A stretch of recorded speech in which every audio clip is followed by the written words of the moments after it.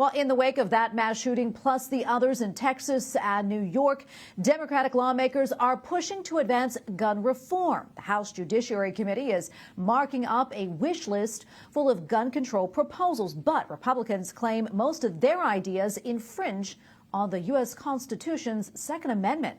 Capitol Hill correspondent Erik Rosales has that story. Erik? Well, good evening, Tracy.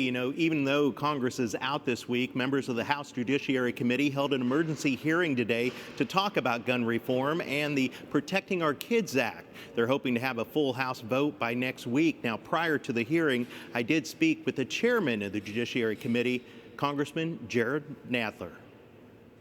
Do you think this time something will get done? Well, I hope so. We're going to do very strong work in the House. I hope the Senate will. I can't speak for the Senate. The Protecting Our Kids Act has 8 proposals, ranging from raising the age to buy a rifle from 18 to 21, to preventing gun ownership to people with mental health issues, to banning bump stocks, high-capacity magazines, and even assault weapons entirely. The assault weapons ban is a necessity.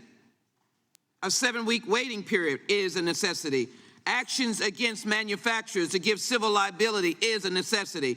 And countering the cycle of violence is a necessity. However, the lead Republican on the committee disagrees and calls the bills unconstitutional and not geared to finding real solutions. The bill won't make our schools safer.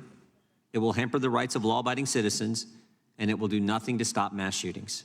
Democrats are always fixated on curtailing the rights of law-abiding citizens rather than trying to understand why this evil happens. Emotions ran high throughout the hearing, underscoring the fierce partisan division on gun control. Why aren't you trying to dramatically change the number of dead kids going into the ground, Mr. Jordan?